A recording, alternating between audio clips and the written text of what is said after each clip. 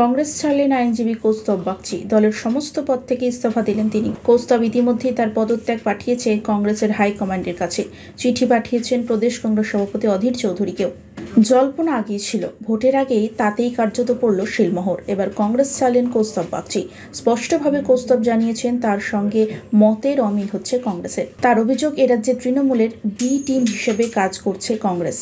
রাজ্য কংগ্রেসের কোনো গুরুত্ব নেই, তার বক্তব্য কেউ গুরুত্ব দেয় না। তার মতে মমতা বন্দ্যোপাধ্যায়ের হাত শক্ত করতে যেভাবে কংগ্রেস চলছে তার পক্ষে সেই দলে থাকা একেবারেই সম্ভব নয়। জন্য আমার মাথা থেকে এই যে চিন্তা ভাবনা কংগ্রেসকে নিয়ে ভাবনা সেটা দি এন্ড হয়ে গেছে, ওইখানে ফুল স্টপ হয়ে গেছে। তাহলে আর একটা প্রশ্ন উঠে আসে যে আপনি যে এখন বললেন কংগ্রেস, আমার কাছে সমস্ত এভিনিউজ খোলা, কংগ্রেস আর তৃণমূল কংগ্রেস বাদ, এইটুকু আমি আপনাদের বলতে চাই।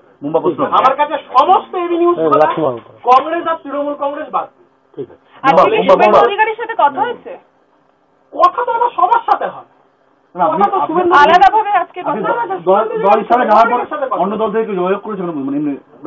কোনো ব্যাপার না। আমার তো ওই ধরনের কোনো ব্যাপারই না, যেটা করবো সেটা ঠিক।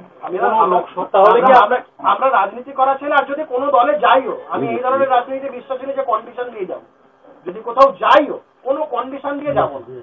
আমি যতদিন কংগ্রেস করেছি কোনো নেতা বলতে পারবে না আমি কোনো কিছু চেয়েছি, আগেও চাইনি, এখনো চাইবো না।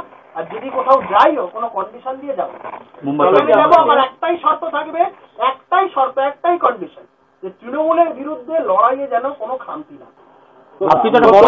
যেই দল যে 1-1.5 মাস বাদে ইলেকশনের বাকি, তার আগে যেই দল এখন যাত্রাপালায় নেমে যায়, কিচ্ছু করার নেই।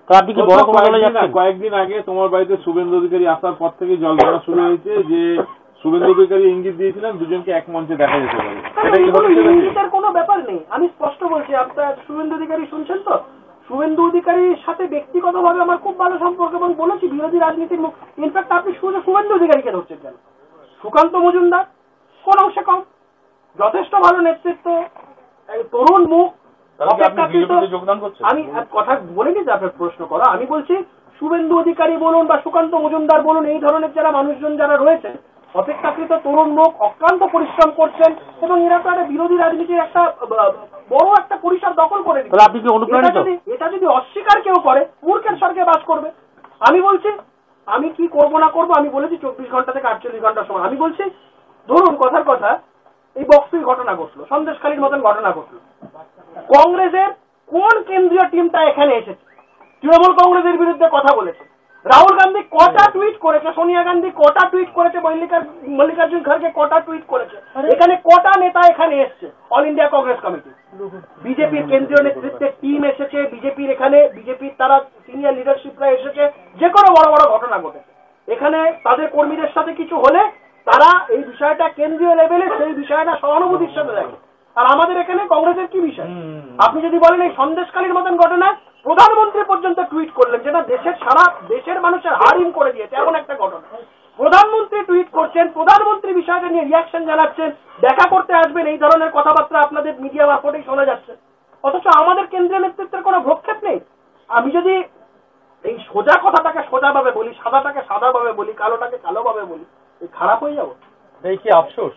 আপনি আফসোস বা এইসব কথা কোনো কথা আপনার উচ্চ নেতৃত্বের সঙ্গে কথা বলে বহুবার বলেছি। এখন রেজিগনেশন দেওয়ার পর তাদের তলব করছে, এখন ফোন করে বলছে এই সমস্ত জিনিস যেন না করি, উইথড্র করে দিই। সিদ্ধান্ত একবার যেটা নেওয়া হয়ে গেছে সেটা কিছু করার নেই। আপনি 48 ঘন্টার মধ্যে বললেন সময় বেঁধে নিলেন, তার মানে 24 থেকে 48 ঘন্টার মধ্যে আমার পরবর্তী রাজনৈতিক পদক্ষেপ আমি ঘোষণা করবো। আপনারা জানতে পারবেন সমস্ত ডাটা, একদম যেটা হবে সেটা একদম স্পষ্টভাবে, একদম ঝকঝকে, একদম কাঁচের মতন স্পষ্ট বিষয়টা।